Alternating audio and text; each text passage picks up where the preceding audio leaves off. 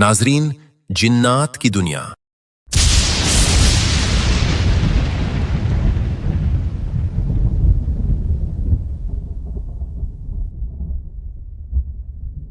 जिन्नात की दुनिया, क्या इंसानों की तरह उनकी शादियां भी होती हैं?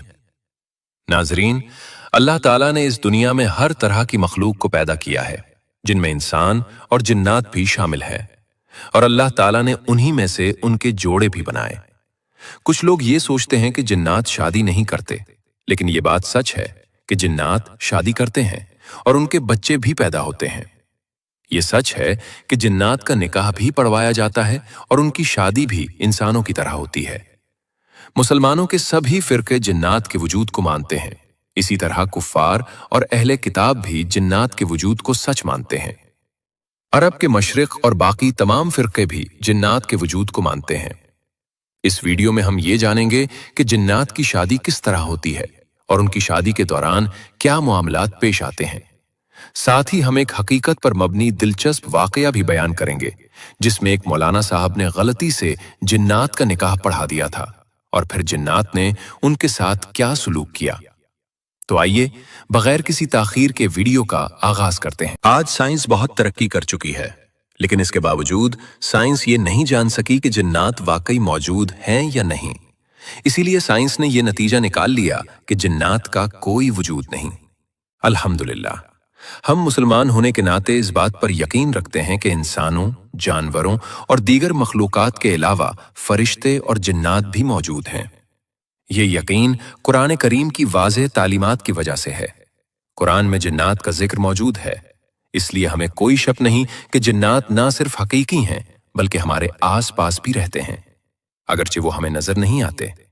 जैसे इंसानों में कुछ लोग अच्छे और कुछ बुरे होते हैं, इसी तरह जिन्नात में भी अच्छे और बुरे दोनों तरह के होते हैं। आज मैं आपको जो वाकया सुनाने जा रहा हूं वो बुरे जिन्नातों का नहीं बल्कि अच्छे जिन्नातों का है। मौलाना साहब कहते हैं कि रात का पता नहीं कौन सा वक्त था जब अचानक मेरे हुजरे के दरवाजे पर दस्तक हुई, यानी किसी ने दरवाजा खटखटाया। अल्लाह ने मुझे ये खूबी दी थी कि चाहे मैं कितनी भी गहरी नींद में क्यों ना हूं, हल्की सी आवाज पर मेरी आंख खुल जाती थी। यही वजह थी कि मैं जाग गया और दरवाजे की तरफ देखने लगा।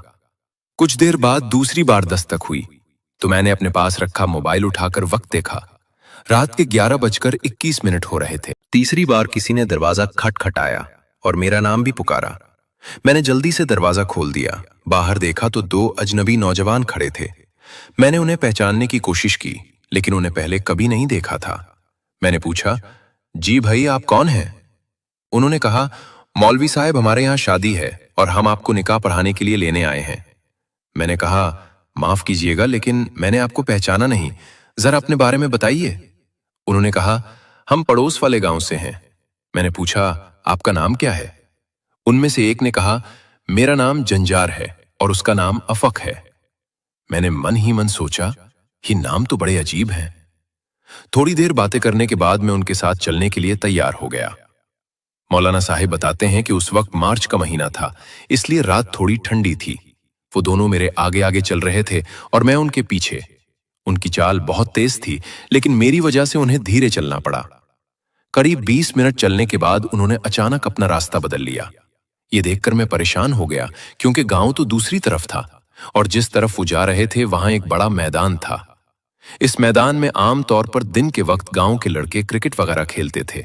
मैंने पूछा, भाई, आप लोग कहाँ जा रहे हैं? गांव तो इधर है और यहां तो सिर्फ मैदान है। उन्होंने जवाब दिया, जी, असल में गांव में जगह नहीं थी, इसलिए हमने शामियाना टेंट यहां लगाया है। मैं चुपचाप उनके पीछे पीछे चलने लगा। वो दोनों बार बार पीछे मुड़कर मेरी तरफ देखते थे, जैसे ये यकीन करना चाहते हूं कि मैं उनके साथ आ रहा हूं या नहीं। चलते हुए मैंने दोबारा पूछा, सुनो भाई, आपके यहां शादी ही है ना? उन्होंने कहा, जी हां। मैंने कहा, तो ये खामोशी क्यों है? कोई आवाज सुनाई नहीं दी रही। क्योंकि हम मैदान के करीब पहुंच गए थे। जब हम शामियाने के करीब पहुंचे तो वहां मुकम्मल खामोशी थी। मैंने पूछा तो उन्होंने बताया कि सारा इंतजाम मौजूद है, मगर निकाह के बाद ही हंगामा और रसूमात शुरू होंगी। चंद मिनट पैदल चलने के बाद हम खैमे में दाखिल हुए, जहां खूबसूरत लाइटिंग का इंतजाम था।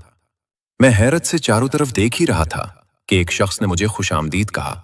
जंजार ने उसका तारुफ करवाते हुए बताया कि ये दूल्हा के वालिद सरदार मानस है, जो फौरन मुझे आगे ले गए और एक और आदमी की तरफ इशारा करके कहा कि ये दुल्हन के वालिद शर्मक साहब हैं।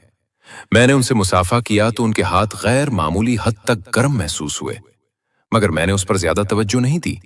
असल बात जो मुझे मुसलसल परेशान कर रही थी वो ये थी कि पूरे शामियाने में मुझे एक भी ऐसा चेहरा नजर नहीं आया जिसे मैं जानता हूं। सब लोग मेरे लिए बिल्कुल अजनबी थे। मैंने दुल्हन के वालिद से पूछा कि यहाँ गांव का कोई माना हुआ आदमी नजर नहीं आ रहा, आखिर बात क्या है? वो मुस्कुराकर बोले, बस यही बात आपको खटक रही थी ना? फिर उन्होंने एक लड़के को बुलाया और कुछ हिदायत की, जो फौरन वहां से चला गया। कुछ ही देर बाद मैंने गांव के चंद जाने पहचाने लोगों को शामियाने की तरफ आते देखा। नजर साहब जिनकी दुकान थी, अहमद खान, शेरदिल साहब, गुलाम अली और शाहिद अली। उन्हें देखकर मुझे इत्मीनान हो गया। मैंने नजर साहब से पूछा, दुकान कैसी चल रही है? हैं? वो चूक कर बोले, जी बिल्कुल ठीक चल रही है। फिर मेरी गांव के बाकी लोगों से भी बातचीत हुई। इतने में अफक साहब आए और बोले, मौलवी साहब निकाह पढ़ा दीजिए, देर हो रही है। मैंने हामी भर ली और निकाह पढ़ा दिया। निकाह के बाद उन्होंने मुझे मिठाई दी, उजरत भी दी और खाना भी खिलाया। खाना इतना लजीज था कि मैं उसका जायका लफ्जों में बयान नहीं कर सकता। इसके बाद अफक और जंजार जो मुझे वहां लाए थे, मुझे मेरे घर के दरवाजे तक छोड़ने आए और खुद वापस चले गए। घर पहुंचकर मैंने वुजू किया और सोने की तैयारी में लग गया। बिस्तर पर लेटते ही मैंने सोचा कि जरा वक्त भी देख लूं। मैंने सोचा कि अगर फजर का वक्त हो गया हो तो नमाज पढ़ लूं। इसलिए मैंने मोबाइल उठाकर वक्त चेक किया।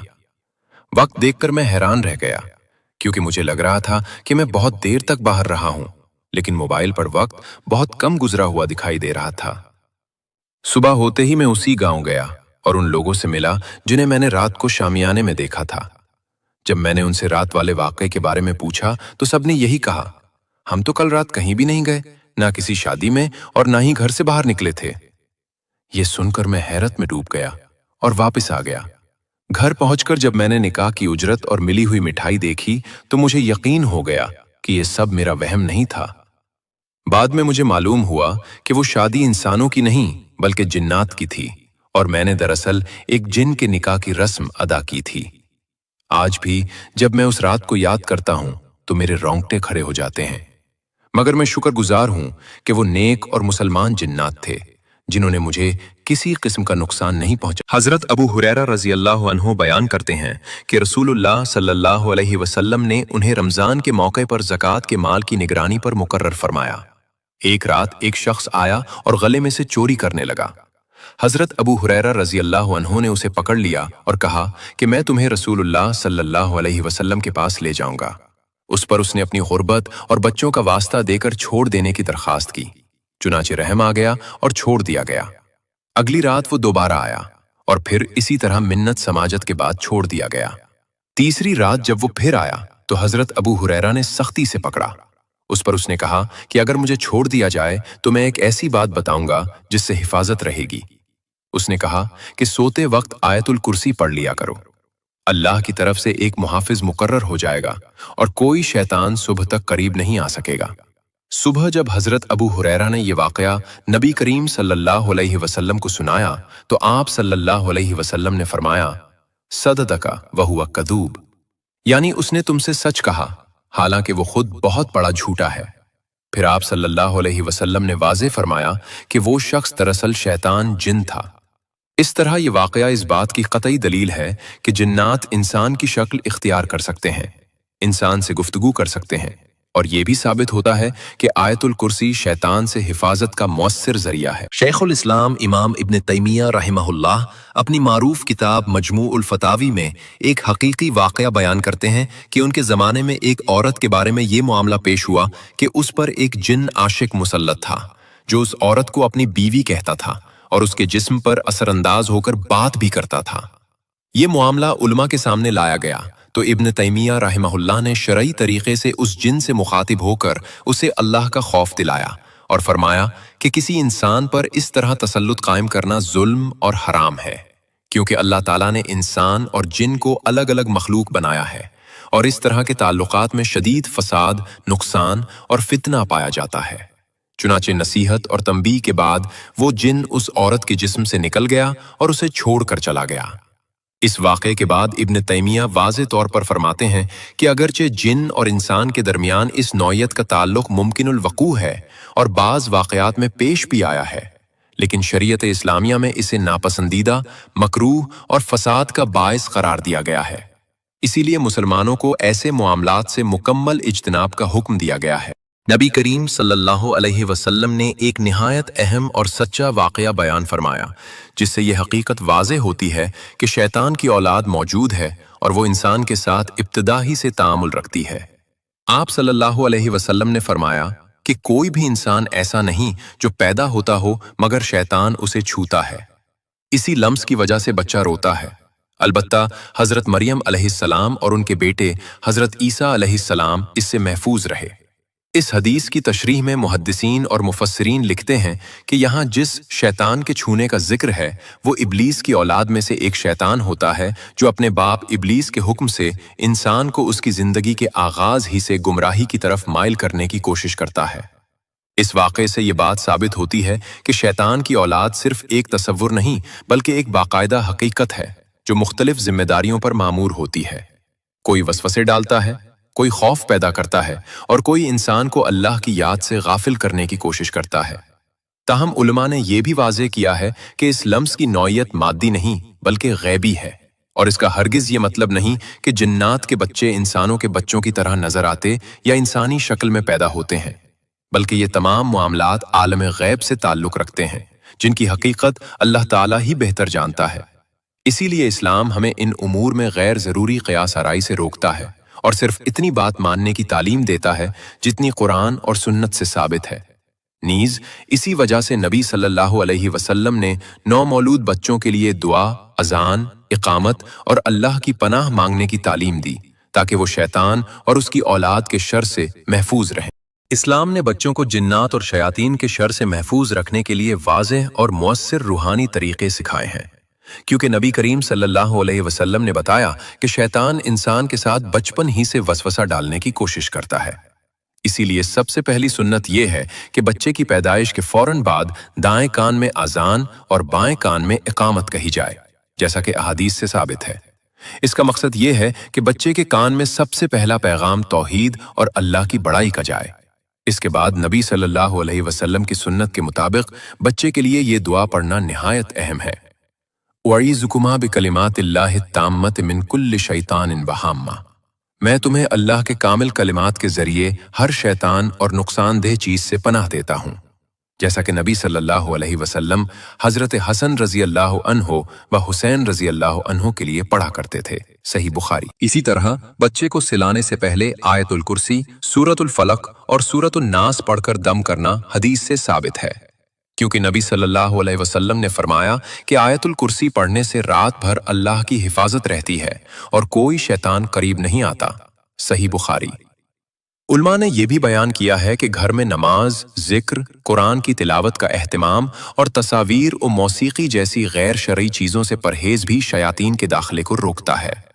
मजीद ये कि वालदैन का खुद नमाजों का पाबंद, बावुजू और जिक्र करने वाला होना बच्चों के लिए सबसे बड़ी ढाल है, क्योंकि शयातीन गफलत वाली जगहों में ज्यादा असरअंदाज होते हैं।